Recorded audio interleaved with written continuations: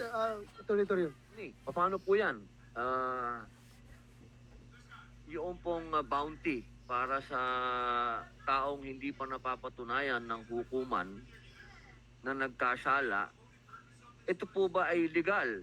Opo, ito po ba ay hindi sumasalungat sa human rights ng isang tao? Yeah, you have the floor, Chairman. Maraming salamat po. Sa akin pong pagkakaalam, wala rin pong international standards tungkol na tumutugon doon sa kanya pong katanungan tungkol sa pagtatalaga ng bounty. Sa inyo pong palagay, sa inyo pong palagay, bilang kayo po ang tumatayo sa human rights, katulad po nun, ang linaw po ng ating konstitusyon. Kasi sinasabi po niya, Bill of Rights natin, ang due process. Ang due process.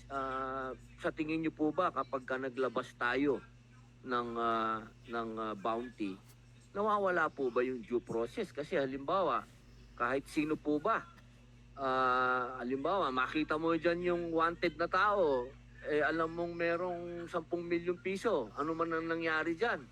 Sabihin, hinuli mo, o pumalag, o ano nangyari? Paano po yon? Ano ang katayuan po ng human rights dyan? Estratehiya po yan siguro ng law enforcement, yung pagtatalaga ng bounty. Pero wala naman ho ako nakikitang paglabag sa karapatan dito sapagkat kung ang isang tao ay lumabag at kailangan ipasailalim sa hukuman, kailangan ho siyang arestuhin. Upang maging epektibo, ginagawa ho ng ating law enforcement yung ganitong pamamaraan upang ma-aresto yung tao at maisalang sa proseso ng hustisya. Sasabi niyo po ba, attorney, na hindi naman nagkukulang ang konstitusyon natin sa usapin nito? Kasi ang konstitusyon natin sinasabi, kailangan may due process. Kapag sinabi natin due process, dumaan sa hukuman, dumaan sa paglilitis. Ito po wala pa pong naglilitis. Ito po ay usapin lamang na hinihingi natin na magkaroon pa lang ng paglilitis. Wala pa pong napapatunayan na merong may kasalanan. Opo. Ano lang po, honest opinion lang po, attorney. Sa katunayan po, yung pong proseso ng pag-aresto ng isang nasasakdal sa hukuman, isang parte ho ng due process po yan upang siya tumugon doon sa inaakusa sa kanya.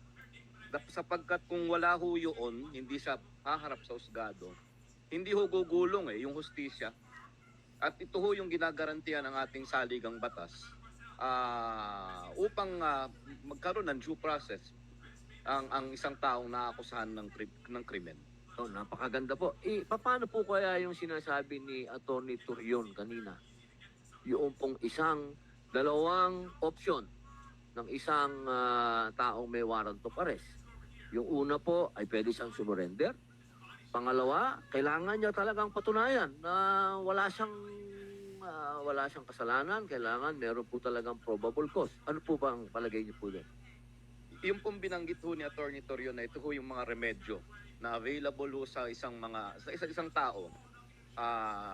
Remedyo ho ito sa batas. Hindi po ito due process. Hindi po ito parte ho ng due process actually pa rin. Yung mga remedies available to the accused. So kasama ho dyan yung pag-post ng bail, pag-surrender at pag-post ng bail. At isa hong sa mga remedyong yan, yung binanggit niya, to question the validity of the warrant na ginawa na ho ng mga ilang mga naging akusado mga nakaraang panahon. Okay. Maraming salamat po.